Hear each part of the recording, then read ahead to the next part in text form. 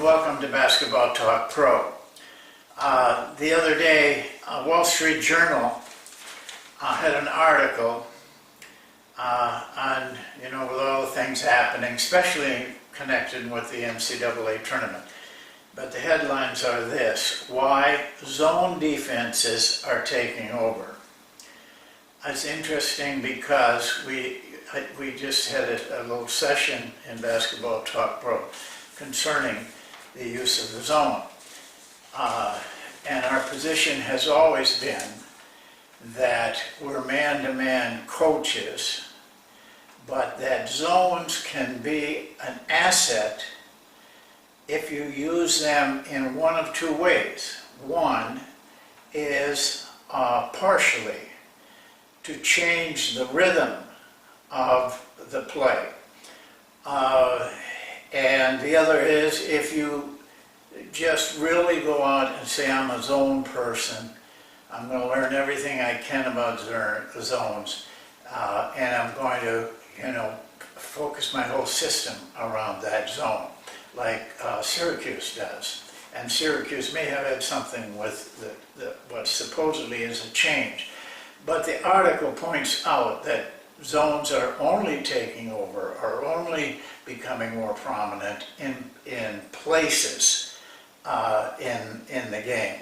And I think they're actually right about that, and I've seen it in watching the NCAA games. So I wanted to just take a minute and point out some things on the tournament. It's probably one of the few times in the last 10 years I've had a lot of chance to really watch the games. But there's a couple things that I think come out of it. And when I watch games, I tend to look at things from what I can learn, because it's I don't get that big a kick out of the excitement of it anymore. I'm more interested in what's going on, and these games have been very indicative of that. I mean, there's some good things to learn. I hope you're taking part in it. But one of the things they said about the zone in this article is that in the past, everybody has felt that you beat zones by shooting outside. Something I don't think a lot of the real basketball people feel that way, but it's easy to say. And in this article, it points out that it's just the opposite. They're playing those zones to stop the three-point shooting because it cuts down the penetration and it slows things down. And without the penetration in all those passes out, in and then out and around, and they really don't have any way to utilize them. So the zone can get out on a shooter. They've always been able to do that if they're standing still. It's the ones that move and penetrate that create problems. Well, moving on from that, there's some other things I've noticed in the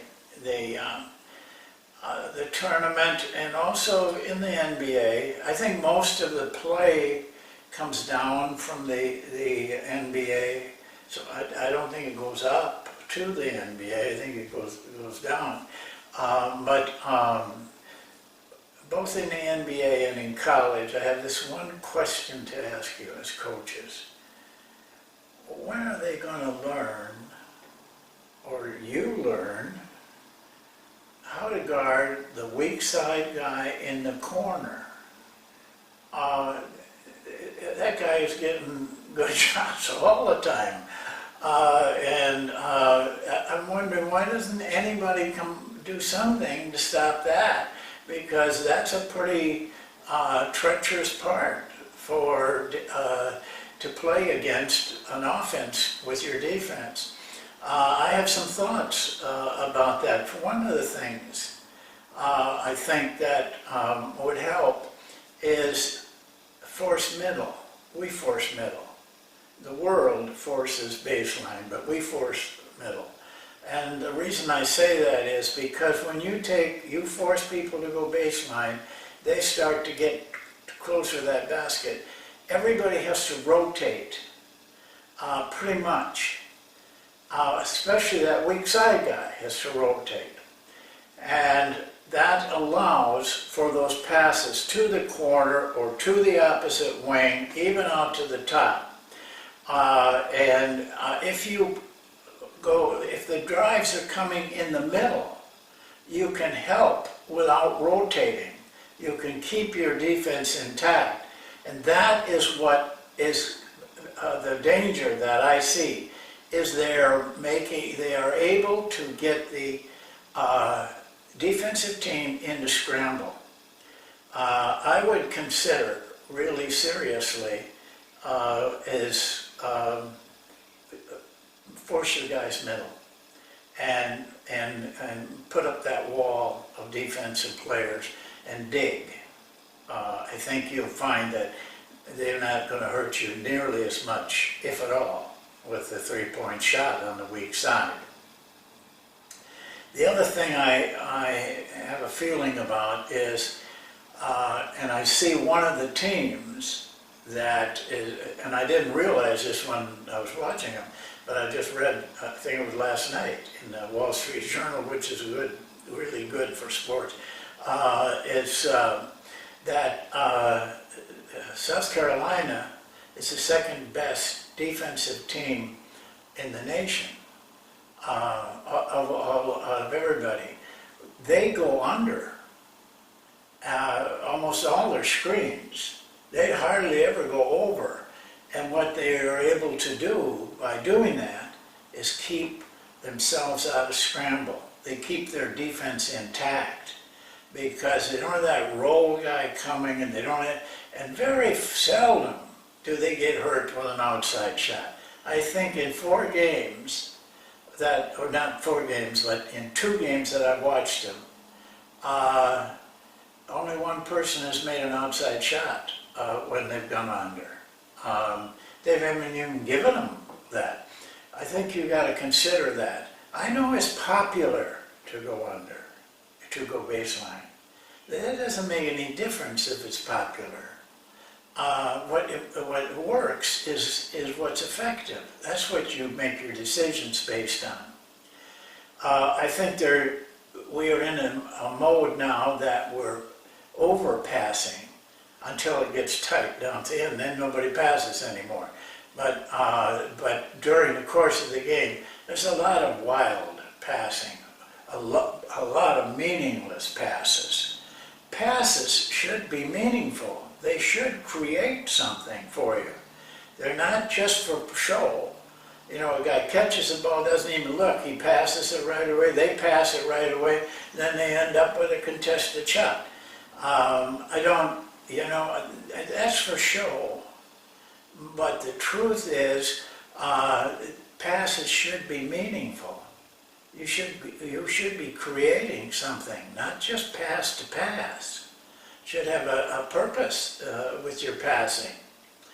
Well, it'll be interesting to see who wins it. I'll give you my thoughts on this area we're in, the last 4 teams of the NCAA, or the 7th game in the playoffs, that series. People, I know everybody's going around talking about matchups. This guy's got that guy, this guy's, forget all of that. When you get down to the last 4 college teams in the country, they're all good. I don't see anybody out there that is that much better than anybody else that they're going to be playing against. The same thing in the 7-game series. All those players are good. You can figure out matchups to the cows come home. Here's what's going to win this NCAA tournament. It has nothing to do with any of that. It's will. Who has the will to win? It's always won by a team who dominates with their will. They simply see nothing but victory. They want to win so badly that they'll do whatever it takes. It's almost always will that determines the winner. And remember that in your own case. Fear, when you get into those big games, deteriorates will. It's the team that can overcome that still retains their confidence and their belief and their drive when others are nervous and worried. And you'll see it. You'll see it on Saturday. Watch for it. Well, I hope you enjoy the games, and I'm glad you're watching those games and taking a lot in. You got to, if you're a pro, you got to learn constantly. You never give up. We'll see you next time. Thanks for watching.